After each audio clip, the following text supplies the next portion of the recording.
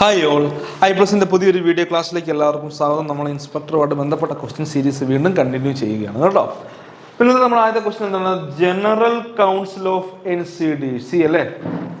Okay, the general council of NCDC consist of NCDC പറ്റി ഒരുപാട് പഠിക്കാനുണ്ട്. വളരെ NCDC ആക്ടുകൾ, അതോട് ബന്ധപ്പെട്ട ഒരുപാട് കാര്യങ്ങൾ നമുക്ക് ഡിസ്കസ് ചെയ്യാം. നമ്മുടെ ക്ലാസ്സസിലുണ്ട്. ഞാൻ പറയുമ്പോൾ നമ്മുടെ ക്ലാസ്സുകളിൽ അതൊക്കെ പ്രോപ്പറായിട്ട് നമ്മൾ നല്ല രീതിയിൽ തന്നെ നമ്മൾ ഡിസ്കസ് ചെയ്തിട്ടുണ്ട്.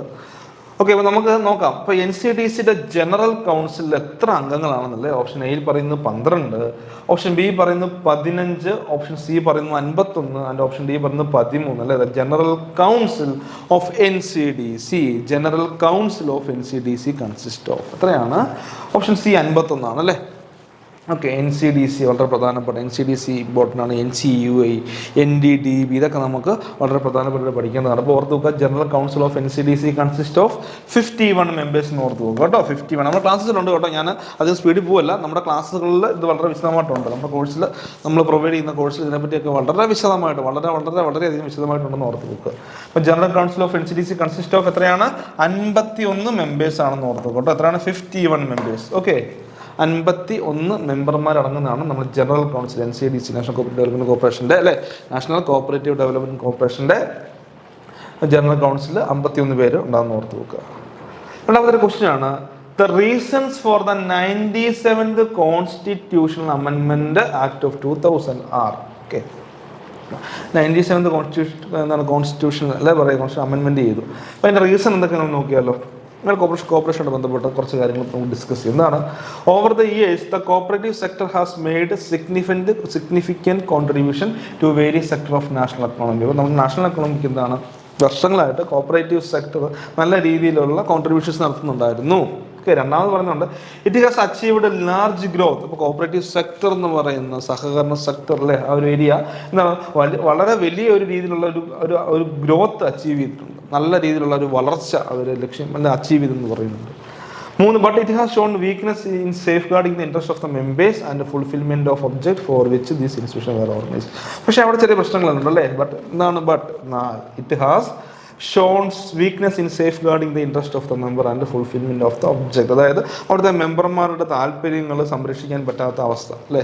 Weakness in safeguarding the interest of the member. നമ്മൾ പഠിച്ച ഒരു സംഘം രൂപീകരിക്കുന്ന അവരുടെ സംഘത്തിലെ മെമ്പർമാരുടെ സാമ്പത്തിക താല്പര്യങ്ങളൊക്കെ കാത്തു സൂക്ഷിക്കാൻ വേണ്ടിയാണ്. അപ്പോൾ അതിൽ ചെറിയ പ്രശ്നങ്ങൾ ഉണ്ടായിട്ടുണ്ട്. And fulfilment of object for which these institutions were organised. അപ്പോൾ ഇൻസ്റ്റിറ്റ്യൂഷൻ ഫോം ചെയ്തത് ചില ലക്ഷ്യങ്ങൾ മുൻനിർത്തിയാണ്. അപ്പോൾ അതൊന്നും അച്ചീവ് ചെയ്യാൻ പറ്റാത്ത സാഹചര്യങ്ങളൊക്കെ ഉണ്ടായി അല്ലേ? വീക്ക്നെസ് ഉണ്ടായി. പിന്നെ പറയാണ്, there have been incidents where elections have been postponed indefinitely. Nominated office bearers have remained in charge of this institution for a long time, resulting reduction in the accountability of cooperative societies to their members. അപ്പം ഇലക്ഷനൊക്കെ ഒരുപാട് നാളുകളായിട്ട് എന്താണ് postpone ചെയ്യുന്നു അല്ലേ?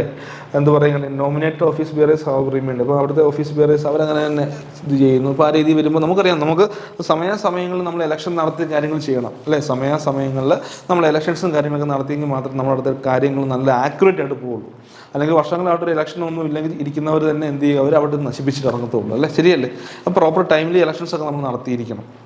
Okay, അപ്പോൾ ഈ കാര്യങ്ങൾ കൊണ്ട് എന്താണ്, ഇതിൽ ഏതൊക്കെ കാര്യങ്ങൾ കൊണ്ടാണ് 2011 97th കോൺസ്റ്റിറ്റ്യൂഷൻ അമെൻമെൻറ്റിൽ കോർപ്പറേഷൻ്റെ കാര്യങ്ങളാണ് പറയുക. കോപ്പറേറ്റീവുമായി ബന്ധപ്പെട്ട അമെൻമെൻറ്റ്സുകൾ വന്നിട്ടുണ്ട്. അപ്പോൾ അവിടെ എന്താണ്, ഓപ്ഷൻ എ പറയുന്നത് 1, 2, 3, ഓപ്ഷൻ ബി പറയുന്നത് 2, 4, ഓപ്ഷൻ സി പറയുന്നത് 2 and 3. എന്താണ് റീസൺ? ഇതെല്ലാം കാരണങ്ങളാണ്. ഈ കാരണങ്ങളല്ലേ ഓൾ ഓഫ് ദ എബോവ് അല്ലേ? ആലോചിച്ച് നോക്കിയേ, ഓൾ ഓഫ് ദ എബോവ്. ഈ കാരണങ്ങളെല്ലാം കൊണ്ടാണ് അവിടെ 97th കോൺസ്റ്റിറ്റ്യൂഷൻ അമെൻമെൻറ്റ് കോർപ്പറേഷനുമായിട്ട് ബന്ധപ്പെട്ട അമെൻമെൻറ്റുകൾ ഉണ്ടായിരുന്നു അല്ലേ? ഇപ്പം പുറത്ത് പോകാൻ 97th കോൺസ്റ്റിറ്റ്യൂഷൻ അമെൻമെൻറ്റ് ഈ കാരണങ്ങളെല്ലാം ഉണ്ട്. കാരണം കോർപ്പറേഷൻ നല്ല രീതിയിൽ ശക്തി പ്രാപിക്കുന്നു, നല്ല രീതിയിൽ അവർ നല്ല അച്ചീവ്മെൻറ്റുകൾ ഉണ്ടാകുന്നു. പക്ഷേ ചില പ്രശ്നങ്ങൾ അവിടെ ഉണ്ടായിരുന്നു ഇലക്ഷനുമായിട്ട് ബന്ധപ്പെട്ട്. പിന്നെ അവരുടെ താല്പര്യങ്ങൾ സംരക്ഷിക്കുന്ന ചില പ്രശ്നങ്ങളൊക്കെ ഉണ്ട്. ഇതിനെയൊക്കെ മറികടക്കാൻ വേണ്ടിയാണ് 97th കോൺസ്റ്റിറ്റ്യൂഷൻ അമെൻമെൻറ്റ് 2011 നടത്തിയെന്ന് ഓർത്ത് വെക്കുക. അപ്പം എൻ്റെ ആൻസർ എല്ലാം ഉൾപ്പെടും അല്ലേ? ആൻസറിൽ എല്ലാം ഉൾപ്പെടും എന്ന് ഓർത്ത് വെക്കുക. ഓക്കെ, അടുത്തതാണ്. ഓക്കെ, ഇത് കോൺസ്റ്റിറ്റ്യൂഷനുമായിട്ട് ബന്ധപ്പെട്ട കുറച്ച് കാര്യങ്ങൾ, കോർപ്പറേഷൻ കോൺസ്റ്റിറ്റ്യൂഷനുമായിട്ട് ബന്ധപ്പെട്ട കാര്യങ്ങൾ നമ്മൾ മനസ്സിലാക്കണം. നമ്മുടെ ആപ്പിലുണ്ട് കേട്ടോ, നമ്മുടെ ക്ലാസ്സസ് നമ്മുടെ കോഴ്സിൽ നമ്മൾ നല്ല രീതിയിൽ അത് എന്താണ് സിങ്ക് ചെയ്തിട്ടുണ്ട്. ഇപ്പോൾ കോൺസ്റ്റിറ്റ്യൂഷനുമായിട്ട് ബന്ധപ്പെട്ട് കോർപ്പറേഷന് കുറച്ച് കാര്യങ്ങളുണ്ട് അല്ലേ? ഓക്കെ, അത് നമുക്ക് നോക്കാം. ഓപ്ഷൻ എ പറയുന്നു 19C, which article in Indian constitution make the formation of cooperative society a fundamental right of institution. അപ്പം നമ്മുടെ ഇന്ത്യൻ കോൺസ്റ്റിറ്റ്യൂഷനിലെ ഏത് ആർട്ടിക്കിൾ പ്രകാരമാണ് അല്ലേ fundamental right of Indian citizen ആണെന്ന് അല്ലേ? അതായത് കോപ്പറേറ്റീവ് സൊസൈറ്റി ഫോം ചെയ്യാൻ ഒരു ഫണ്ടമെൻ്റൽ റൈറ്റ് നമുക്ക് പ്രൊവൈഡ് ചെയ്യുന്നുണ്ട്. ഇന്ത്യൻ കോൺസ്റ്റിറ്റ്യൂഷൻ എന്താ അതൊരു ഫണ്ടമെൻ്റൽ റൈറ്റ് ആയിട്ട് പറയുന്നുണ്ട്. എന്തിനെ? To make the formation of cooperative society രൂപീകരണം ഒരു ഫണ്ടമെൻ്റൽ റൈറ്റ് ആയിട്ട് പറയുന്നുണ്ട്. അത് ഏത് ആർട്ടിക്കിൾ പ്രകാരമാണെന്നാണ് ചോദിച്ചിരിക്കുന്നത് അല്ലേ? നോക്കിയേ, option A 19C, option B 43 option C 226, option D 268. അപ്പോൾ ഏതാ പറയുക? ഏത് ആർട്ടിക്കിൾ പ്രകാരമാണ് നമുക്ക് കോപ്പറേറ്റീവ് സൊസൈറ്റി രൂപീകരിക്കുന്നത്? ആർട്ടിക്കിൾ പ്രകാരമാണ്, അതൊരു ഫണ്ടമെൻ്റൽ റൈറ്റ് ആണെന്നാണ് അല്ലേ? എൻ്റെ ആൻസർ എ ആണ്, 19C ആണെന്ന് ഓർത്ത് വെക്കുക. ഓക്കെ, ഇതാണ് 19C, 19Cയിലാണ് ഇതൊരു ഫണ്ടമെൻ്റൽ റൈറ്റ് ആണെന്ന് പറയുന്നത്. ഇതൊരു ഫണ്ടമെൻ്റൽ റൈറ്റ് ആണെന്ന് 19Cയിൽ ആണ് പറയുന്നത് എന്ന് ഓർത്ത് വെക്കുക. ഓക്കെ, ഇനി നോക്കിയേ, power to make rules as per Kerala cooperative societies act is vested on. Okay, അപ്പം നമുക്കറിയാം റൂൾസ് അതുപോലെ തന്നെ എന്താണ് സെക്ഷൻസും റൂൾസുകളുണ്ട്, ആക്റ്റും റൂളും ഉണ്ട്. ആക്ട് പാസ്സാക്കുന്ന ലെജിസ്ലേറ്റീവ് അസംബ്ലിയാണ്, നിയമസഭയാണ്. റൂള് പാസ്സാക്കുന്ന ആരാണെന്നാണ് ചോദ്യം അല്ലേ? റൂള് പാസ്സാക്കാനുള്ള അധികാരം ആർക്കാണ്? ഓപ്ഷൻ എ പറയുന്നു ഗവൺമെൻറ്, ഓപ്ഷൻ ബി പറയുന്നു ലെജിസ്ലേറ്റീവ് അസംബ്ലി, ഓപ്ഷൻ സി പറഞ്ഞു registrar of cooperative societies, and option D പറഞ്ഞു സ്റ്റേറ്റ് കോപ്പറേറ്റീവ് യൂണിയൻ. അപ്പോൾ ആർക്കാണ് KCS ആക്ട് പ്രകാരം റൂൾസുകൾ ഫ്രെയിം ചെയ്യാനുള്ള പവർ ആർക്കാണ്? അത് ഗവൺമെൻറ് ആണ്. കേട്ടോ, ഓർത്ത് വെക്കണം.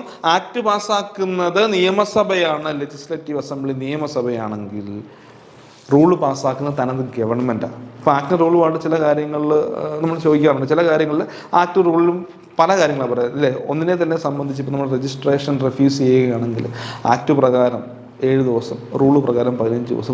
അപ്പോൾ തമ്മിൽ വന്നു കഴിഞ്ഞാൽ ഏതാണ് വിജയിക്കുക എന്നൊക്കെ ഒത്തിരി കുട്ടികൾ എപ്പോഴും നമ്മൾ ഓഫ്ലൈൻ ക്ലാസ്സിലൊക്കെ തമാശയായിട്ട് ചോദിക്കാറുണ്ട്. അപ്പോൾ എന്താണ്, സെക്ഷൻസിനാണ് പ്രാധാന്യം, ആക്ടിനാണ് പ്രാധാന്യം. റൂള് പാസ്സാക്കുന്നത് ഗവൺമെൻറ് ആണ് എന്ന് ഓർത്ത് വെക്കുക. അപ്പോൾ ഓർത്ത് വെക്കുക എന്താണ്, power to make rules as per KCS act is vested on government. ഗവൺമെൻറ്റിനാണ് റൂള് മേക്ക് ചെയ്യാനുള്ള അധികാരമെന്ന് ഓർത്ത് വെക്കുക. ഓക്കെ, സെക്ഷൻ 150 പ്രകാരമാണെന്ന് ഓർത്ത് വെക്കുക. അടുത്ത ക്വസ്റ്റ്യൻ ആണ്, dash was the chairman of high powered committee on cooperatives appointed by government of India in 2009. വളരെ പ്രധാനപ്പെട്ട ചോദ്യമാണ്. എന്താണ് high powered committee on cooperatives? 2009 high powered committee on cooperatives നമ്മുടെ കമ്മിറ്റീസിൻ്റെ ക്ലാസ്സിൽ കിടപ്പുണ്ടോ? High powered committee on cooperatives appoint ചെയ്ത് government of India ആണെന്നറിയാം. ഗവൺമെൻറ് ഓഫ് ഇന്ത്യ അപ്പോയിന്റ് ചെയ്ത് 2009 ഗവൺമെൻറ് ഓഫ് ഇന്ത്യ അപ്പോയിന്റ് ചെയ്തതാണ് ഹൈ പവേർഡ് കമ്മിറ്റി. അതിൻ്റെ ചെയർമാൻ ആരാണ്? Option A Shivaji Rao Patil, option B A Vaidyanathan, option C sir Malcolm Darling, and option D S Nijalingappa. ഏതാണ് answer വരിക? ശിവാജി റാവോ പാട്ടീലാണ് അല്ലേ? ശിവാജി റാവോ പാട്ടീലാണ് high powered committee on cooperation അല്ലേ? അല്ലെങ്കിൽ high powered committee on cooperative എന്ന് പറയുന്നത് ആ കമ്മിറ്റിയുടെ chairman Shivaji Rao Patel, SR Patil. Okay, Shivaji Rao പാട്ടീലാണെന്ന് ഓർത്തു വെക്കുക. ഓക്കെ, ഇപ്പം നമ്മൾ ഇന്നും നമ്മുടെ പ്രധാനപ്പെട്ട 5 ക്വസ്റ്റ്യൻ നമ്മൾ ഡിസ്കസ് ചെയ്തു. അടുത്ത ക്ലാസ്സിൽ നമുക്ക് എന്ത് ചെയ്യാം? വീണ്ടും അടുത്ത പ്രധാനപ്പെട്ട 5 ക്വസ്റ്റ്യനോട് നമുക്ക് വീണ്ടും കാണാം. എല്ലാവർക്കും താങ്ക് യു. ഓക്കെ.